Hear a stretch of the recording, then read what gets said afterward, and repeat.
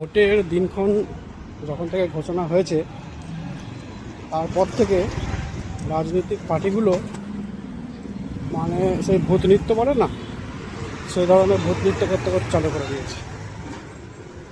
কে ব্রিগেডে সভা করছে, কে কোথায় অন্য জায়গায় সভা করছে, আর সবাই সবাইকে চোর, ছ্যাচোর, গুন্ডা, মামালি মানে দোষারোপ করছে। কে চোর, কে ভালো, কে সাধু বোঝা মুশকিল, তাই না?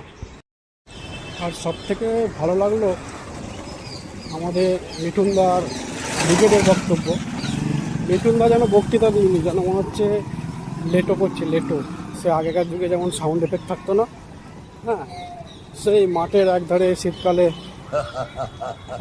জমির পাশে মাঠেতে লেটো হতো, হা হা হো হো, হ্যাঁ, এইসব ব্যাপার যেন মিঠুনদা ব্রিগেডে সবাই এসে লেটো করে গেল।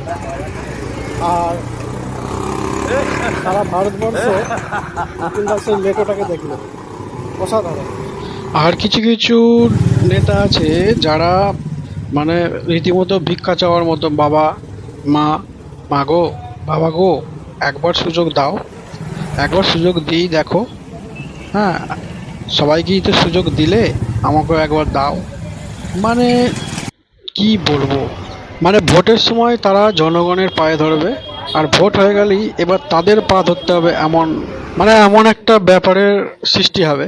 আর পায়ে হাতে ধরে কেঁদে কেটে ভাবছেন লাভ হয়ে যাবে? না, পায়ে হাতে ধরে কেঁদে কেটে যতই চেষ্টা করুন কোনোই কাজ হবে না, যতক্ষণ না পর্যন্ত তারা আপনার কাছ থেকে পয়সা চাইবে, অথবা আপনারা তাদের কাছে পয়সা দেবেন। এবং পয়সাটা তারা যদি চায় তাহলে এমন পয়সা চাইবে যেটা আপনার নাগালের বাইরে।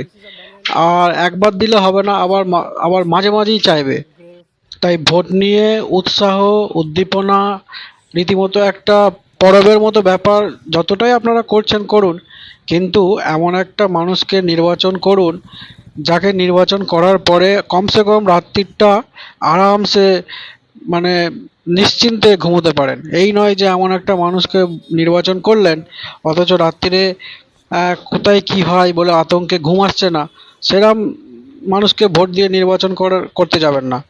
আর এমন একটা মানুষকে নির্বাচন করুন যেন এটা ভাবতে না হয় যে আমাদের প্রজন্মটা তো কেটেই গেল, আমাদের ছেলেপুলে বা আমাদের আগামী প্রজন্মটা কি করে কাটবে কে জানে, এই সংশয়টা যেন মনে না থাকে।